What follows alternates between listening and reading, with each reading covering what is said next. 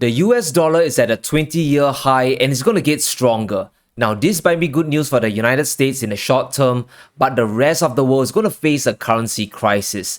Now, if we read between the lines of the Jackson Hole meeting, Jerome Powell is going to crush inflation back to 2%, and he's going to do this by hiking rates and selling bonds. He specifically mentioned using our tools forcefully to bring demand and supply into better balance. The Fed can't magically create more food and oil, so he's talking about crushing demand. And Powell is going to act now and act with force. He closed his speech by saying, "History shows that the employment costs of bringing down inflation are likely to increase with delay. Our aim is to avoid that outcome by acting with resolve now." The Fed is going to raise rates very soon and the US dollar is going to strengthen. And because the dollar is the world reserve currency, the rest of the other currencies, the euro, the Japanese yen, the pound, everything else is going to take a punch in the face. Now, we can see since 2021, the US dollar has appreciated aggressively against 7 other major currencies.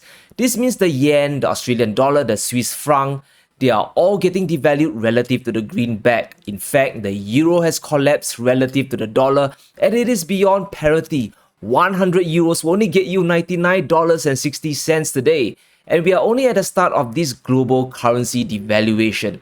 Now, the issue with the Federal Reserve hiking rates is that it doesn't just cause a credit crunch. It can also trigger a massive dollar shortage globally. Remember, a rate hike in the United States has very different effects across the world. Domestically, rate hikes in the US will crush demand. People can't afford to borrow money to spend and the economy slows down. We already know that. But when you raise interest rates, something very interesting happens across the world. The dollar is suddenly seen as a safe haven because now you can get a higher return on American bonds like US Treasuries or even corporate debt. So if the Fed funds rate rises to 3%, Treasuries might be yielding maybe 3.5% and corporate bond yields could hit 5 or 6% or even more. Now, what will this do? There will be a tsunami of investors rushing towards American assets. They will exchange their local currencies for US dollars to buy up these high-yielding bonds in a stable currency. And this is going to accelerate the global currency crisis, which is already happening across the world. Now, if we overlay the Fed funds rate with the dollar index, we can see a general trend where the dollar gains strength as interest rates go up. But what is interesting is how recessions affect the strength of the dollar and interest rates. And over the last 2 recessions in 2008 and 2020, the US dollar index has risen because there's a flight to safety in dollars. Now, this is because when the US eases rates, other countries will have to follow suit or they risk their currencies becoming too strong and destroying their own exports. So they can either buy more dollars to weaken their currency or slash their interest rates. And once the recession is over, then the dollar collapses in strength because easing has gone on for too long and its value is now weakened. And the dollar index will eventually go up again once rates start to rise. But understand where we are now in this cycle. The Fed and the US government have refused to acknowledge this recession and there are going to be more rate hikes down the road. Now, this is going to be a disaster for the currencies of many countries, especially emerging markets. The rush towards a strong dollar is going to continue. And remember that a stronger dollar is bad outside of the United States because everything is priced in US dollars. When you want to input food or oil, you need to pay in dollars, and we are seeing developing countries just burn through their US dollar reserves. In fact, there's a $379 billion hole in the pockets of countries like Pakistan, Argentina, and Sri Lanka. Countries are getting squeezed and running out of dollars, and when you are broke, who do you run to? Who do you call? Well, you have to make a deal with the devil and phone up the IMF for some of their SDRs. Now, if you're unfamiliar with SDRs, they are simply a basket of reserve currencies that's allocated to every country in the world. It is a last resort piggy bank for countries. You can draw upon your SDRs for US dollars in an emergency. Now, in 2021, the IMF issued $650 billion to help emerging markets survive the stronger US dollar. Now, this is an injection of money to help them buy more food and endure the higher fuel costs. But just 12 months later, we have fragile nations burning through the entire $650 billion stockpile. Over 30 countries have used up 90% of their SDR allocations, and if you look closely, there are countries like Lebanon and Argentina that have gone beyond 100% of what they were allocated. And when you borrow money from the IMF, you have to pay interest on it, and the IMF is starting to charge a higher interest rate. This is effectively borrowing money from Peter to pay Paul, because when you draw US dollars from the IMF, you need to pay back in US dollars, and this time with added interest. There's really no free lunch. Even in developed countries today, we are seeing record levels of inflation that are destroying national currencies. The UK inflation rate has officially reached double digits and is projected to hit 18%, and that is going to destroy the cost of living for everyone. Just remember that the inflation rate in UK was less than 2% just a while back, and this is how fast things can escalate. And what is this doing to the British pound? It has collapsed to a 37-year low. The pound is facing a currency crisis, and the British people are facing a survival crisis. And this means countries today have a deadly choice to make. They have to choose between runaway inflation or economic destruction. And to strengthen their currencies, they only have two choices, right? Sell off their US dollars to defend their local currency, or tighten monetary policy, which just means raising interest rates. Now, selling off US dollars isn't a long-term solution because you are not the Federal Reserve.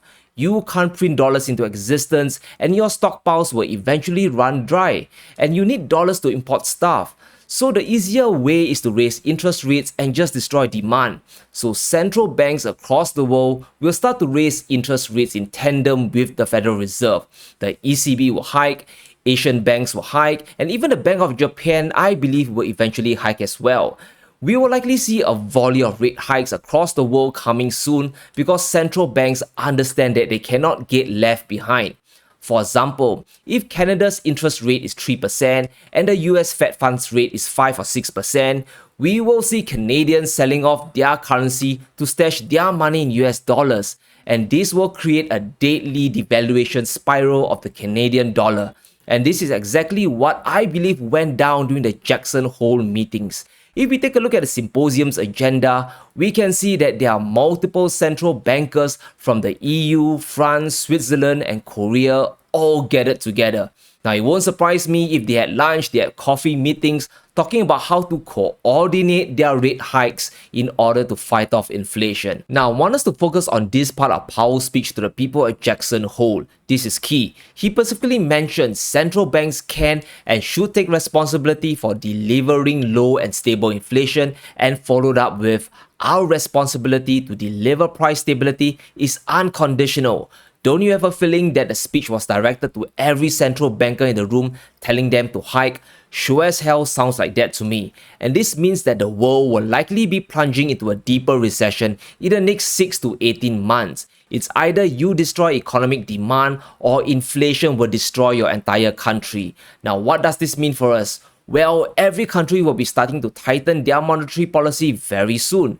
We are going to the season of hiking. Winter is here, the White Walkers are coming for us, and Powell is the Night King. The Fed is going to be leading a wave of global interest rate increases, and we need to be prepared for the carnage ahead.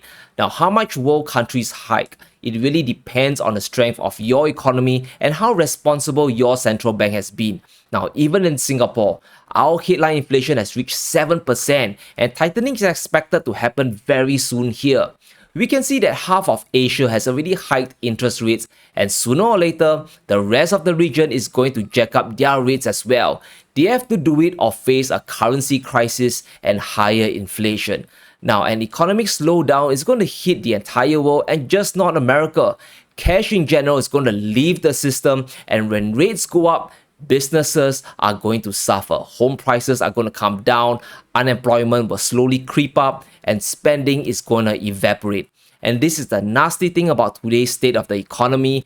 There is nowhere to hide. There's no asset that is 100% safe because prices have been propped up by cheap money for far too long. Tough times are coming, so brace yourselves and hold on to your cash if you can, because there's going to be fantastic deals down the line. But a big concern is how the global order will shift down the road. What will happen once the economy recovers and the world realizes, hey, we have been too reliant on the dollar and something needs to change. We are already seeing the dollar gradually lose ground as a reserve currency. Today, it is less than 60% of central bank reserves. Countries are slowly trying to find ways to de-dollarize. Many things are happening over the last few months that are showing countries are realizing they can't tie their fates completely to the dollar. If the dollar strengthens too much, their local currencies will collapse. And if the Fed decides to print money like they are drunk, then the dollar holdings will devalue. It's like a lose-lose proposition. And this is why we are seeing India experimenting with the rupee system and China slowly dumping their US treasuries while choosing to stack a neutral asset like gold. In fact, China's treasury holdings recently went under $1 trillion, even though that will hurt their economy as well. Now, I think this currency crisis might be phase one of a global monetary reset, and we have no idea how this will play out. Will a new currency emerge that's backed by commodities like gold or oil, or will a new global fiat currency take over? Perhaps countries will just start holding multiple reserve currencies and do more bilateral trade. Whatever the case, I believe we are moving towards a new multipolar world. And this currency collapse we are seeing today is going to accelerate this shift towards a new world order. I suspect central banks are beginning to understand that the only winning move left going forward is to diversify away from the dollar, and we will likely see them increase their stockpiles of gold, an asset that's free from any counterparty or credit risk. It is already happening, and I don't think this gold buying spree will stop anytime soon. So let me know what you think. Will central banks all hike rates together to fight this currency crisis, or will they do nothing and risk runaway inflation? Let me know in the comments below. Stay safe, be sure to smash the like button and subscribe as we navigate through these crazy times.